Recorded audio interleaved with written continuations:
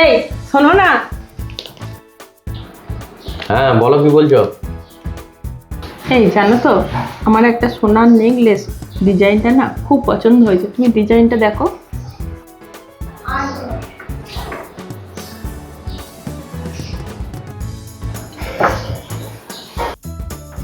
হুম, ডিজাইনটা তো একদম খুব সুন্দর, তোমার পছন্দ বটে বলতে হবে, দারুণ সুন্দর।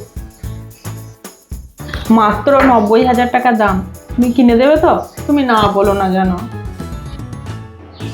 আরে তোমার পছন্দ, আমি না বলবো কেন? এটা যদি 1.5 লাখ টাকাও দাম হয় তাও আমি তোমাকে কিনে দেবো। নাও অর্ডার করো না।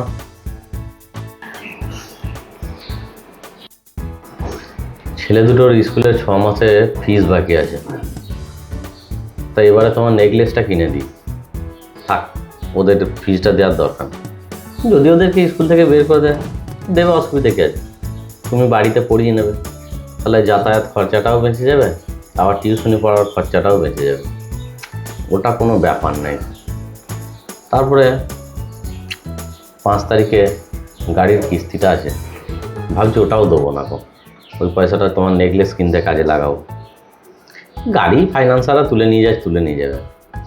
তারপর আমাদের স্বামী স্ত্রীর মিল থাকলে আমরা দুজনে পায়ে হেঁটেও ঘুরে বেড়াতে পারি, কি তাই না?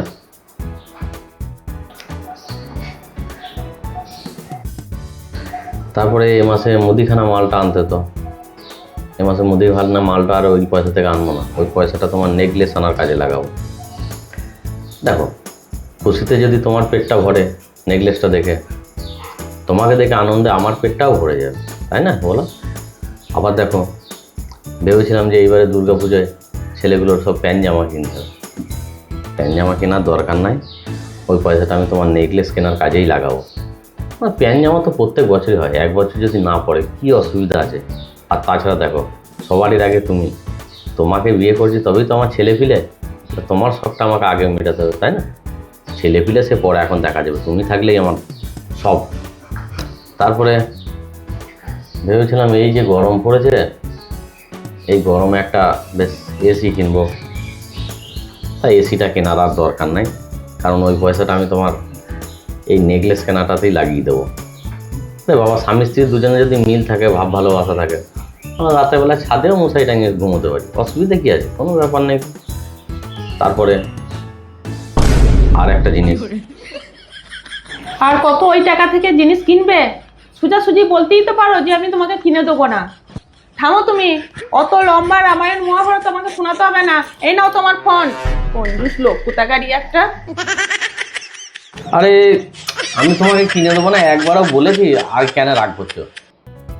তোমার কোনো কথাবার্তা ছিড়িয়ে আছে? একটা জিনিস আবদার করে চাইতে এলাম, কিনে দেবে না সেটা বলেই দিতে পারো, অত লম্বা লিস্ট বার করার কোনো দরকার নেই। আরে দেখছো, রাগ করে চলে গেল। আরে আমি একবারও বলেছি কিনে দেবো না। ও, কথা আমাকে শোনাতে হবে না, বলতে হবে না, এই ব্যাপার আছে। টাকাটা তো আমি কোথা থেকে জোগাড় করছি সেটাও তো তোমার জানা দরকার। না, রাগ করে চলে গেল। আমি একবারও বলেছি তোমাকে দেবো না। ও বাবু, ভালো কথা বললেও সবসময় কিপটে মনে করো আমাকে।